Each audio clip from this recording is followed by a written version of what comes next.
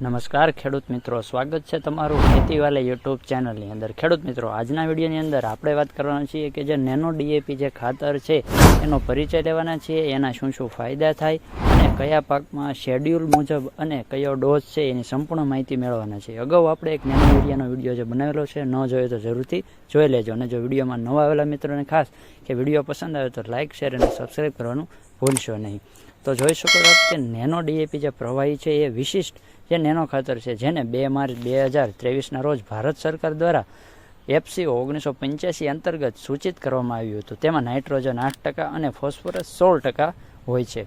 Nano ડીએપીને સપાટીના વિસ્તારથી વોલ્યુમની દ્રષ્ટિએ ફાયદો છે, કારણ કે તેના જે કણોનું કદ હોય છે એ 100 નેનોમીટર કરતાં ઓછું હોય છે. આ વિશિષ્ટ ગુણધર્મ તેને બીજ મૂળની સપાટીની અંદર અથવા પાંદડાના પર્ણરંધ્રો એટલે કે છિદ્રો હોય છે અને છોડના અન્ય છિદ્રો દ્વારા સરળતાથી પ્રવેશ કરવામાં સક્ષમ બનાવે છે.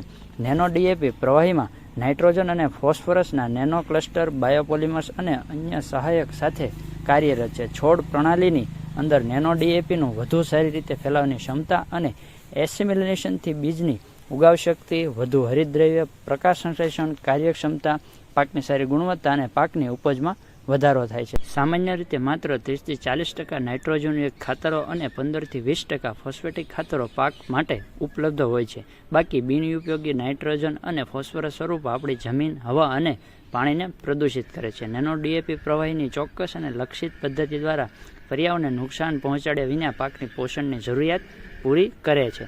નેનો ડીએપી પ્રવાહીનો બીજ અને અથવા ધરુ માવજત તરીકે ઉપયોગ અને ત્યારબાદ પાકની વૃદ્ધિના નિર્ણાયક તબક્કામાં જરૂરિયાત આધારિત 1 થી 2 છંટકાવ પર્ણો પર કરવાથી પાક પર લાગુ થતા પરંપરાગત ડીએપીના 50 થી 75% સુધીનો ઘટાડો થઈ શકે છે. હવે વાત કરીએ નેનો ડીએપી છે એના ફાયદા વિશેની અંદર જો વાત કરીએ તો ઇફકો નેનો ડીએપી જે હોય છે પ્રવાહી, એ તમામ પાકો માટે ઉપલબ્ધ નાઇટ્રોજન અને ફોસ્ફરસનો કાર્યક્ષમ સ્ત્રોત છે. તેનો ઉપયોગ ઊભા પાકમાં નાઇટ્રોજન અને ફોસ્ફરસની ઉણપને સુધારે છે. પાકની અનુકૂળ પરિસ્થિતિઓમાં પોષક તત્વોના ઉપયોગની કાર્યક્ષમતા 90%થી વધુ છે. બીજ પ્રાઇમર તરીકે પ્રારંભિક અંકુરણ અને જોમ માટે ફાયદાકારક, પાકની વૃદ્ધિ અને ગુણવત્તામાં વધારો કરે છે તેમજ પાકની ઉપજમાં વધારો કરે છે. નેનો ડીએપી પ્રવાહી સ્વદેશી અને બિન સબસિડીવાળું ખાતર છે. તે પરંપરાગત ડીએપી કરતાં સસ્તું છે અને ખેડૂતો માટે આર્થિક રીતે ફાયદાકારક છે. રાસાયણિક ખાતરોના વધુ પડતા ઉપયોગથી થયેલા જમીન, હવા અને પાણીના પ્રદૂષણમાં ઘટાડો કરે છે. જૈવ સલામત અને પર્યાવરણને અનુકૂળ, ઓછા રાસાયણિક અવશેષોવાળું ખેતી માટે યોગ્ય ખાતર છે. તેમજ સંગ્રહ, ગોડાઉન અને પરિવહનમાં પણ સરળતા રહે છે. ત્યારબાદ હવે આપણે એની અંદર જો વાત કરીએ તો જે એની જે ઉપયોગ કરવાની પદ્ધતિ છે, દર અને સમયની વાત કરીએ તો જે એક બોટલનું ઢાંકણ હોય છે એ 25 મિલીનું હોય છે.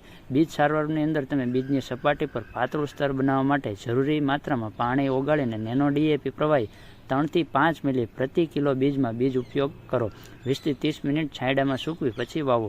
મૂળ, કંદ અને શેડ સારવારની અંદર નેનો ડીએપી હોય છે 3 થી 5 મિલી પ્રતિ લીટરે ઉપયોગ કરવાનો. રોપા હોય, મૂળ, કંદ હોય છે, ડીએપીના દ્રાવણમાં જરૂરી જથ્થામાં 20-30 મિનિટ ડુબાડી છાંયડામાં સૂકવી તેની રોપણી કે વાવણી કરવી.